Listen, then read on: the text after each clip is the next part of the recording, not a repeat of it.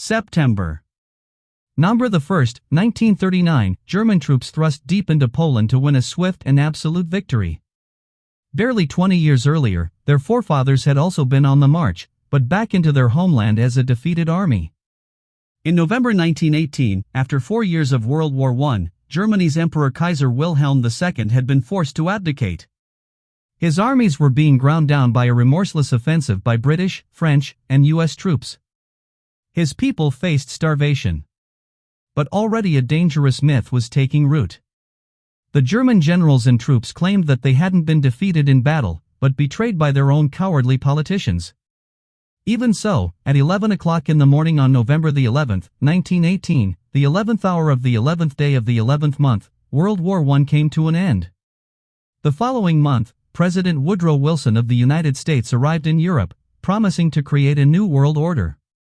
He persuaded the world's leaders to sign up to a new League of Nations.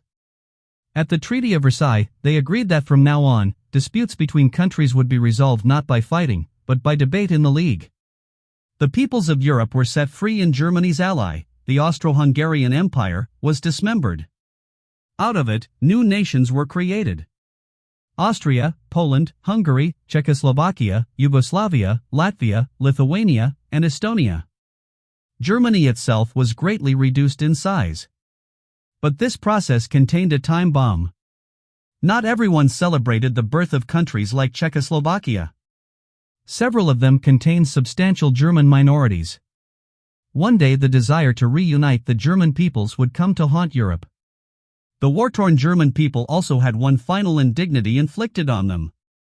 They were forced to pay a massive £6.6 billion in reparations to France and Britain, something they could ill afford. And when he returned to America, Wilson's New World Order immediately fell apart. The U.S. Congress decided it could not risk being sucked into another war in Europe. It refused to join his League and the U.S. withdrew into isolationism. Germany was now a very different nation. It was still Europe's biggest country, but its militaristic monarchy had gone. It had become a democracy. But its government, the so-called Weimar Republic, was soon struck by a series of hammer bones. Street battles erupted between extreme right-wing nationalists and communists trying to start a revolution. Then in 1923, the country was devastated by hyperinflation which reached hundreds of % a month. Ordinary people's savings were wiped out. This was fertile ground for a new breed of rabble-rousing right-wing politicians. Among them, Adolf Hitler. Hitler had been born in Austria. He had fought bravely as a soldier in World War I and been awarded the Iron Cross. On returning to Germany, he settled in Munich and his fiery oratory soon enabled him to seize control of the small National Socialist or Nazi Party. In October 1923, Hitler and his henchmen attempted an armed coup against the Weimar government. It failed and he was sentenced to 9 months in prison. He wrote a book, Mein Kampf, My Struggle, in which he blamed Germany's ills on the Jews and demanded that it rebuild its strength and seek new territories in the East. On his release, he set about building the Nazis into a proper disciplined political party. From now on, he would use the democratic system to achieve power. But for the next 5 years, the marred Germany prospered. Support for extremist parties left and right dwindled.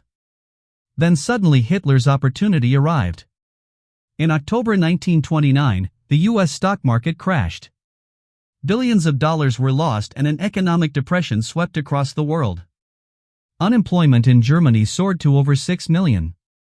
Only extremist politicians seemed to offer a solution. Politicians like Hitler. By 1931, his Nazis were a true mass movement.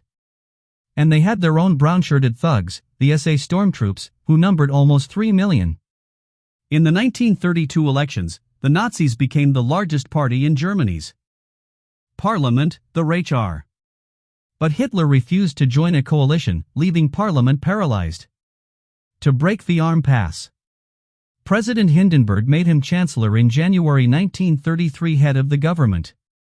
Within a month, the Reich burned down. Hitler accused the communists and demanded emergency powers. He then used them to ban all other political parties. In August 1934, President Hindenburg died. Hitler declared himself president. He was now absolute leader, the Führer of Germany. At first, there was little sign of what was to come. For the next 3 years, the Führer concentrated on rebuilding Germany's economy. He spent millions on public works, including the 5,000 miles Autobahn system to soak up the unemployed. But in secret, Hitler was also spending lavishly on a huge rearmament program. Under the Versailles Treaty, the German army had been limited to 100,000 men. The country was forbidden to have an air force, tanks, or submarines. This small army was trebled in size. Then in 1935, Hitler came out into the open. He unveiled a brand new air force, the Luftwaffe. It had 2,500 planes, far more than Britain or France. Unemployment plunged and the Nazis became enormously popular. Now emboldened, the Führer made his first expansionist move. In 1935, he reoccupied the Slane district on the French border after it voted to return from League of Nations to German rule. A year later he sent German troops into the Rhineland part of Germany which had been demilitarized at Versailles. At the time many felt that Hitler was only claiming back what was rightfully Germany's. Neither Britain nor France objected.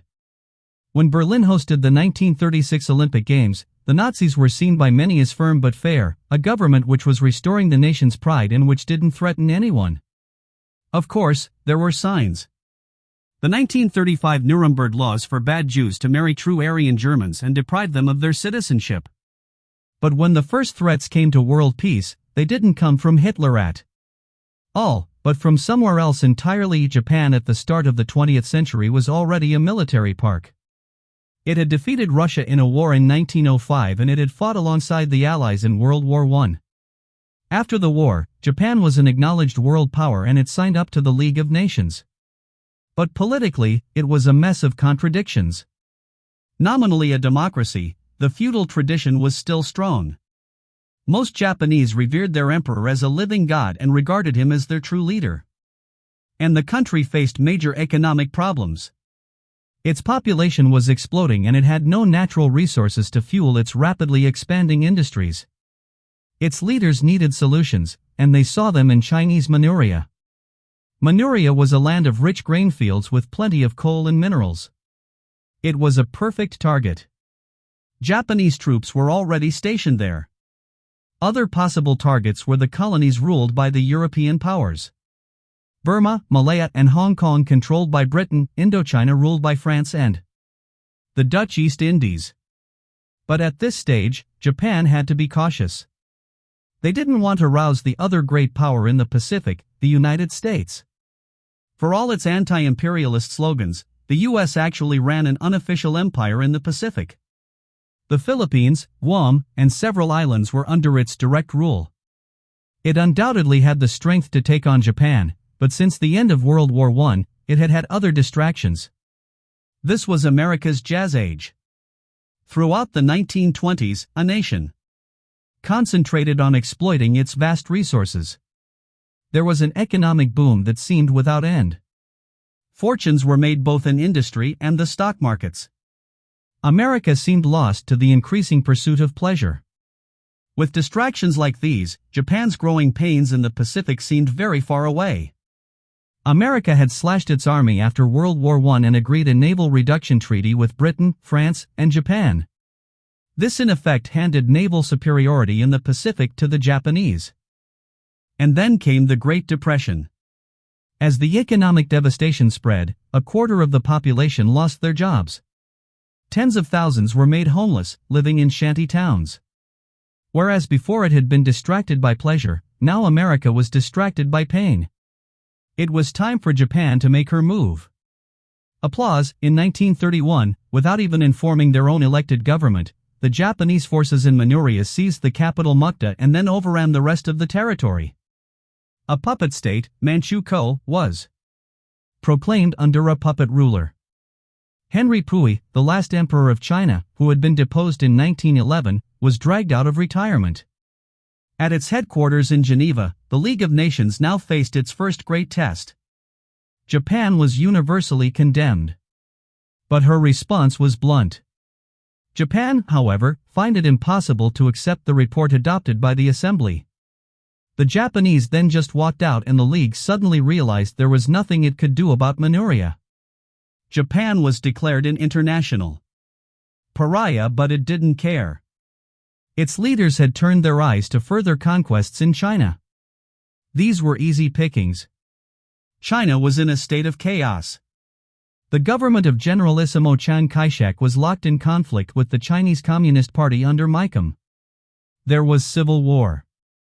In 1936, as a precursor to invasion, the Japanese signed a pact with Hitler. The aim was to guard against any attack by Soviet Russia were it to move on China. Then in July 1937, the Japanese provoked an incident with Chinese troops and invaded. At first, the Chinese were taken by surprise, but they soon fought back fiercely. The Communists even joining the Kuomintang in a united front. The Japanese responded with amphibious landings.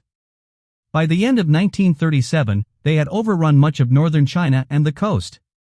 The Japanese fought this war with exceptional brutality, bombing cities indiscriminately. Westerners living in the commercial center, the port of Shanghai, were now evacuated. The city was then besieged for 3 months. It suffered widespread damage. The Japanese forces showing no pity or concern for the native population. But it was after the capture of Nanking, then the Chinese capital on December 17, 1937, that the Japanese forces really ran alone. Over 300,000 civilians are estimated to have been massacred during a 6-week orgy of rape and indiscriminate killing. The Japanese even attacked British and U.S. warships which had been sent to protect their shipping and trade. The worst incident came on December 12, 1937. The American gunboat Paine was sunk by Japanese bombers. 50 crewmen died. Despite this, the Western powers refused to intervene. So, the League of Nations could do nothing. In the United States, President Roosevelt wanted to impose a naval blockade of Japan. It has become clear that acts and policies of nations in other parts of the world have far-reaching effects on us. But the British would have none of it, fearing that it might provoke a war. So all Roosevelt could offer was a $25 million loan to Chiang Kai-shek to buy arms. Even though the Communists were now fighting alongside the Kuomintang, the Soviet Union did little to help either. Its only involvement was a series of clashes along its own border with Manchuria. But China itself received nothing. Instead, it had to fight on alone. During 1938, the Japanese overran Canton and pushed the Chinese forces deeper into the west of the country. All the rhetoric of the League of Nations, all those promises to stop international aggression had come to nothing. And by now, the Western powers were facing aggression much closer to halt. Applause. Today it is easy to laugh at Benito Mussolini, the fascist dictator of Italy. All that posturing seems faintly ridiculous now, but it didn't seem that way in 1922. Back then, Italy had seemed to be on the edge of anarchy. The country was riven by strikes and land seizures. The democratic government, just as in Germany, seemed powerless in the face of such unrest. So, Benito Mussolini, a war veteran and a journalist, decided to take a stand. He organized a right-wing nationalist party, the Fascists. With the country paralyzed by a general strike in August 1922, Mussolini ordered his followers to march on Rome. Fearing a civil war, Italy's king, Victor Emmanuel, asked him to form a government. Mussolini swiftly stamped out any political opposition and assumed dictatorial powers. Government was appointed rather than elected and all power was firmly in the hands of the fascist Grand Council. Like Hitler, Mussolini's first acts made him immensely popular. Massive programs of public works provided employment and transformed Italy's infrastructure. Corruption was rooted out and the mafia more or less eliminated. Italy's armed forces were built up, including an advanced modern air force. In the Mediterranean, Mussolini launched a powerful navy bigger than the combined might of the British and French Mediterranean fleets. When the Great Depression came, Italy seemed to weather it better than most. Mussolini became a source of worldwide inspiration. Political leaders, not least Adolf Hitler in Germany, saw the fascist system as a role model, strong and purposeful, in contrast to the weakness of the democracies in Britain and France. But Mussolini wanted more than adulation. He wanted to recreate the Roman Empire. And he already had a target in mind for his first imperial land ground. His target was Abyssinia, today's Ethiopia. Italy already had colonies on its borders in Eritrea and Italian Somaliland. In December 1934, Italian forces provoked a clash with Abyssinian troops at an oasis in the Ogaden region, well inside Abyssinian territory. Mussolini then sent reinforcements to Eritrea and Italian Somali, demanding that Abyssinia pay reparations. The Emperor of Abyssinia, Haile Selassie, appealed in person to the League of Nations. He called on it to live up to its ideals. Here was a small nation under threat from another member of the League. This was the supreme test. But the League did nothing. Britain's foreign minister, Anthony Eden, at least tried to broker a peace deal, but Mussolini would have none of it. In early October 1935, the Italian army invaded from Eritrea and Italian Somalia. The primitive Abyssinian forces stood little chance against a modern army equipped with artillery and attacks. The Italian Air Force had total command of the air and harried the Abyssinians on occasions, dropping gas bombs even though gas had been outlawed at Versailles as a crime against humanity. After 6 months, Abyssinia was completely overrun. The Emperor Haile Selassie fled into exile in Britain. From its headquarters in Switzerland, the League of Nations wrung its hands. It did impose economic sanctions, but they had little effect. Mussolini's aggression had revealed two things. The League of Nations, that great hope for peace, was impotent, and both Europe's supposed major powers, the democracies Britain and France, no longer had the stomach for a fight. Both Britain and France had been shattered by World War I, and their economies had never really recovered. Both had witnessed waves of strikes and unrest. Both had suffered mass unemployment even before the Great Depression. Both also faced the cost of controlling empires now swollen by taking on Germany's former colonies and the Middle Eastern territories once run by the Turkish Ottoman Empire. And above all, both had been traumatized by the horrific casualties of World War I. A succession of British leaders, Roy George, Ramsay MacDonald, and above all, Stanley Baldwin, all resolved to keep Britain out of future conflicts. Despite horrific casualties on the Western Front, Britain had ended World War I with a large and very effective conscript army. This was immediately run down to a small professional force designed to police its sprawling empire. And when the Great Depression struck, any ideas of modernizing the army were abandoned. It meant that Britain went into the run-up to war economically and militarily weak. French losses during World War I had been even worse than the British. Ever mistrustful of the Germans, a large conscript army was maintained. But throughout the 1920s, France's birth rate had declined. It became clear that there would be a manpower shortage by the mid to late 1930s. France realized it could never compete with Germany on the size of its army alone. The solution was to adopt an entirely defensive mentality. The Maginot Line, a series of fortifications, was begun in 1930 along the frontier with Germany and ran as far as the Belgian border. There it theoretically linked up with fortifications planned by the Belgians. This new French military approach meant that France was only capable of waging a defensive war. It just did not have the ability to launch an attack on Italy, even if the British had had the troops to help. And of course, both countries knew that their navies in the Mediterranean were outnumbered by Mussolini's new fleet. So when Italy conquered Abyssinia, it made sense for both powers to do nothing. It just seemed too remote, too much someone else's problem. By now, they both had to deal with all the traumas of the Great Depression. That seemed so much more pressing. And above all, they were now faced with a military threat far closer to home. A resurgent and rearming Germany. And Germany's power and that of Italy too was soon about to be demonstrated in supporting the rise of another dictator in Spain. Applause. In 1936, civil war erupted in Spain. It was exceptionally vicious setting. Family against family, communist against fascist, believers against atheists. In 1931, a left-wing government had come to power, determined to get rid of the centuries-old Spanish monarchy. The king was forced into exile and a republic was declared.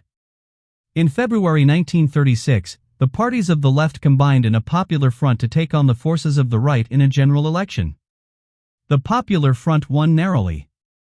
Even though its reform program was modest, a wave of strikes and land seizes led the right to fear that a communist takeover was inevitable.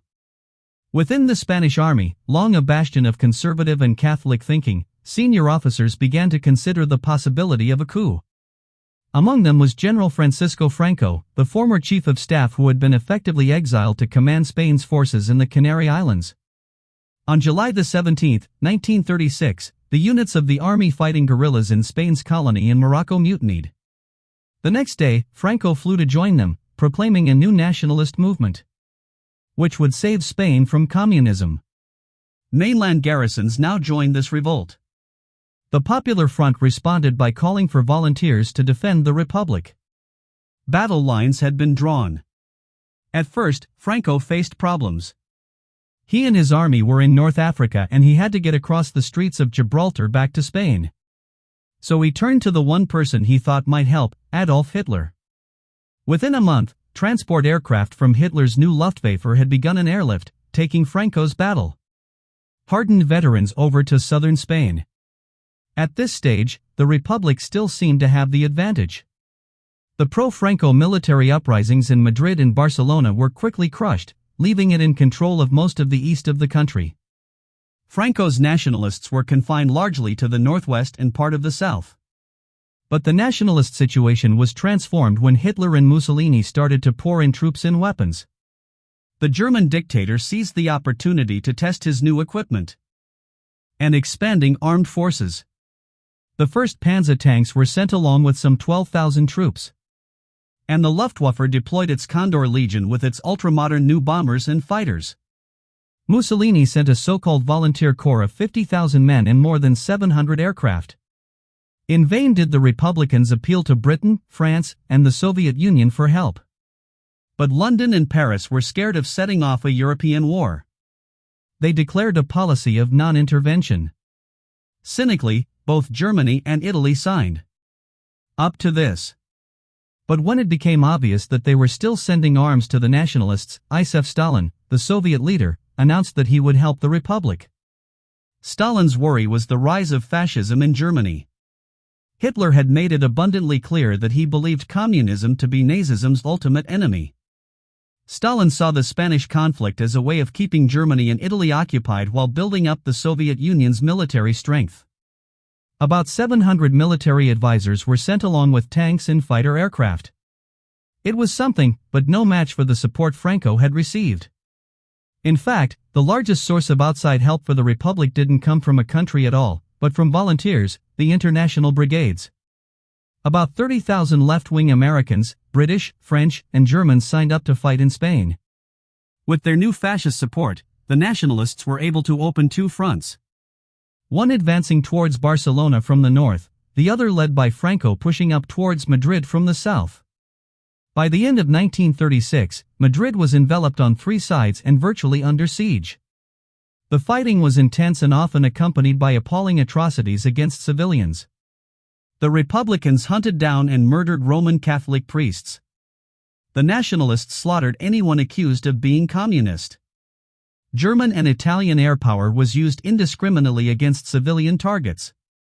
Madrid was heavily bombed.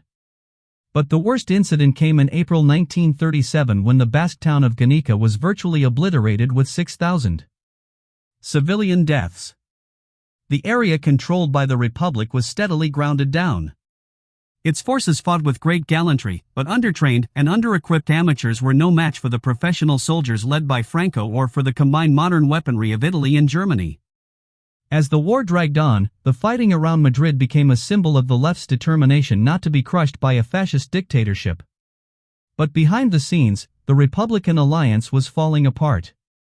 The communists and socialists wanted to concentrate on winning a military victory. But the more idealistic anarchists and syndicalists saw the war as an opportunity for a mass revolution by the workers.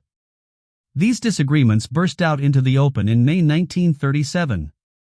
fighting broke out in Barcelona between the anarchists and communists. It was a fatal weakening of the Republican cause. By the end of 1938, the nationalists had penned their enemy into a small enclave around Barcelona and another stretching eastward from Madrid to the coast. Madrid continued to hold out, but the international brigades were withdrawn. More and more nations began to recognize Franco's government as his forces closed in for the final assault on Madrid. At the end of March 1939, its defenders exhausted after nearly 3 years of fighting, the capital finally surrendered. A month later, Franco formally declared hostilities at an end. The scars of Spain's civil war took years to heal, and in some ways they never have.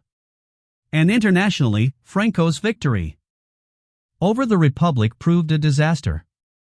Hitler and Mussolini were confirmed in their belief that the democracies of Britain and France were impotent to resist any real pressure. While Stalin despaired of their willingness to confront fascism, Hitler in particular sought his way open to begin the aggressive policies outlined in mine. Even before the Spanish Civil War ended, his armies were on the march. From the moment he became Chancellor of Germany on January 30, 1933, Hitler had begun to put his long-term ambitions into action. On February 3, he told his top commanders that his ultimate aim was to conquer territory in the east and ruthlessly Germanize it.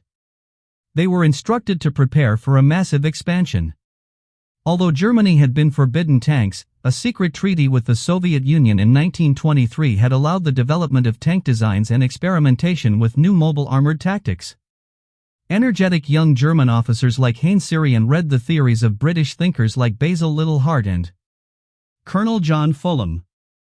They even watched exercises being carried out by the British during the 1920s on Sperry Play. It was from these that they came up with the idea of fast-moving units combining tanks, artillery, and infantry that could thrust fast and deep into enemy territory. Hitler adopted their ideas with enthusiasm. The new army was to have 3 panzer divisions. Similarly, the new Air Force, the Luftwaffe, under former World War I fighter ace Hermann Göring had a framework to build on. Throughout the years in which its Air Force was officially banned, Germany had kept up its design skills by building civilian machines, and gliding and flying clubs provided a reserve of potential aircraft. Hitler revealed the existence of the Luftwaffe in March 1935. He then announced that the army was to be increased to 300,000 men and conscription was reintroduced. Britain and France protested feebly at this flagrant breach of the Versailles Treaty. But soon they reluctantly and slowly began to rearm. Until this point, Hitler had been modest in his goals. He had only taken back what was his, the Rhineland and Sulla.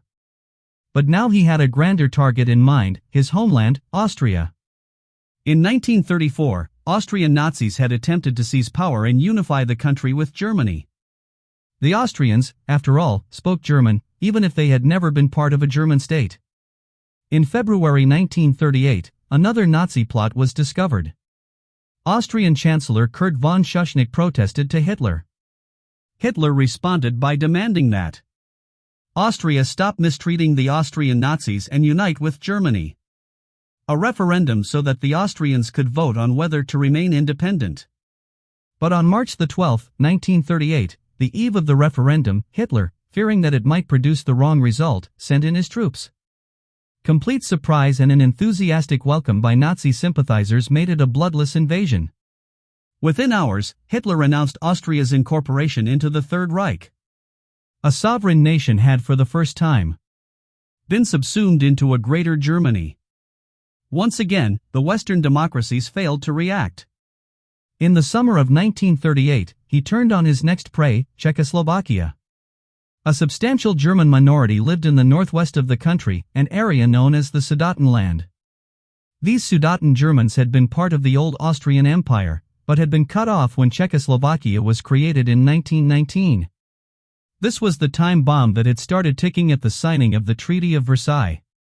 Hitler encouraged Sudeten German demands for autonomy and then threatened the Czech government with force if it refused to agree.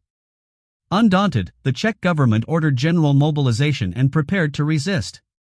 The Czechoslovak army was large and well equipped with formidable fortifications on its frontier with Germany.